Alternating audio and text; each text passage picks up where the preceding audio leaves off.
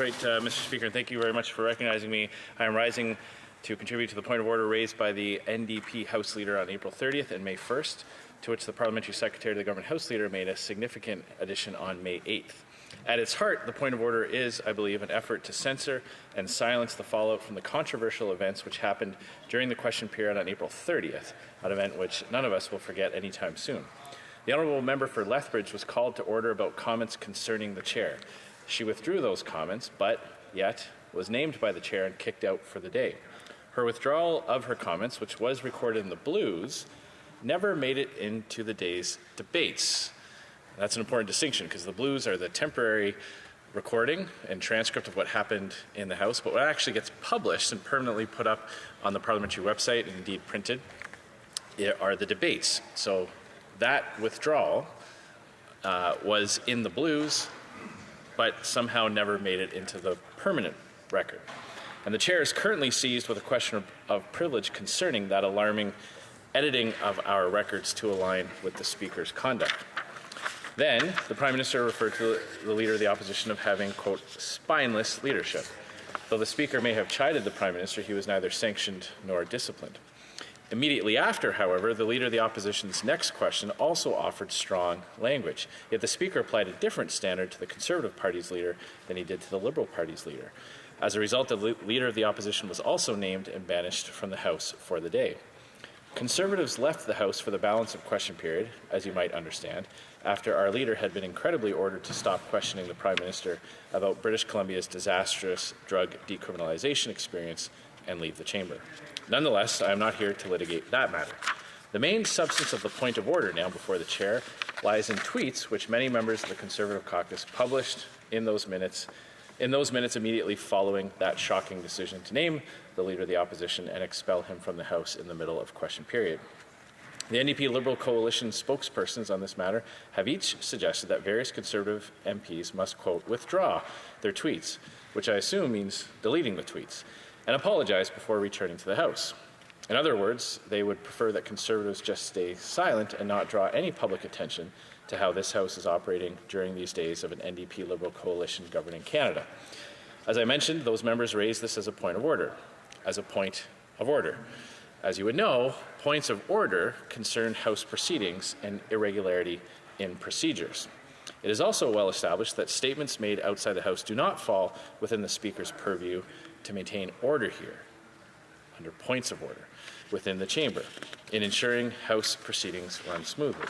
I would refer the Chair to page 620 of House of Commons Procedure and Practice, 3rd edition, which says quite clearly, quote, the Speaker has no authority to rule on statements made outside the House by one member against another, end quote.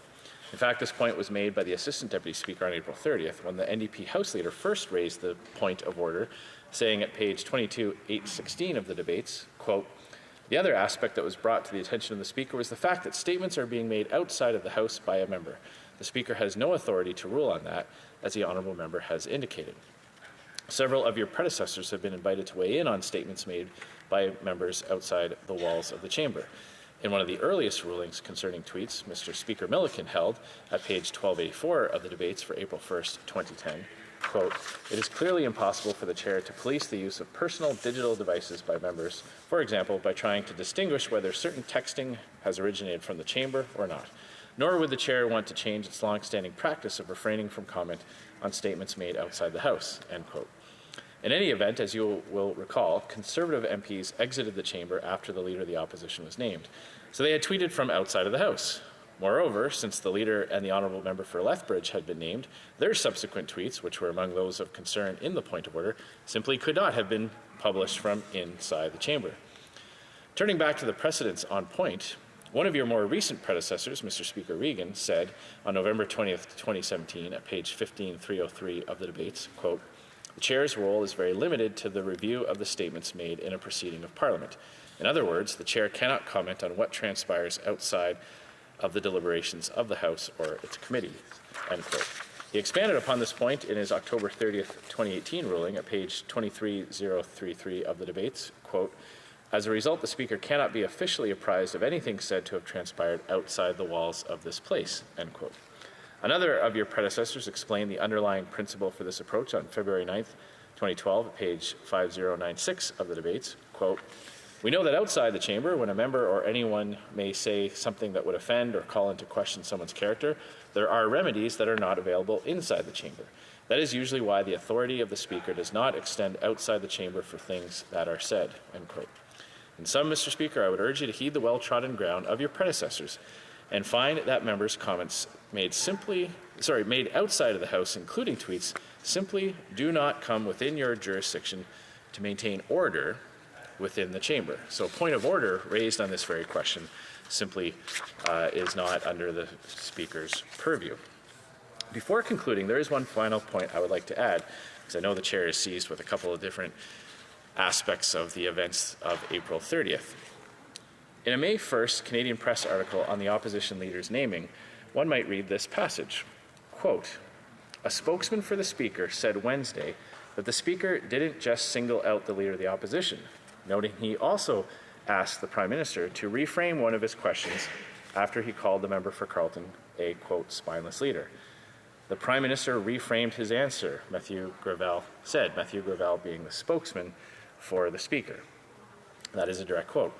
The Prime Minister reframed his answer.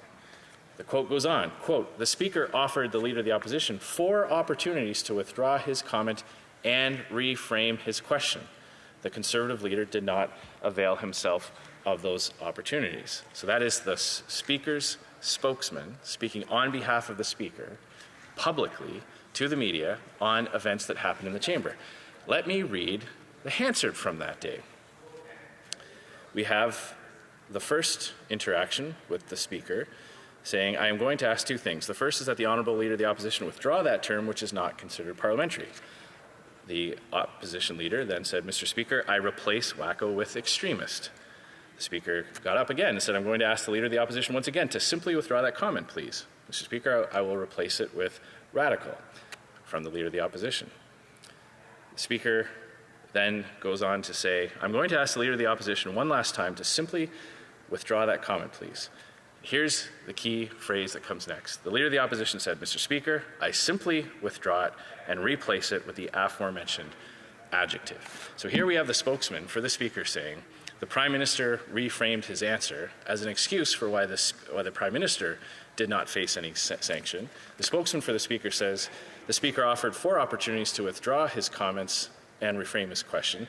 The Leader of the Opposition did not avail himself of those opportunities. You just heard me say it, Mr. Speaker. The Leader of the Opposition absolutely did withdraw it and reframe it, exactly as the Speaker's spokesman said publicly in the media, in a way to suggest that it didn't happen, actually happened. If you look at the video of those days' events and the Hansard that is printed.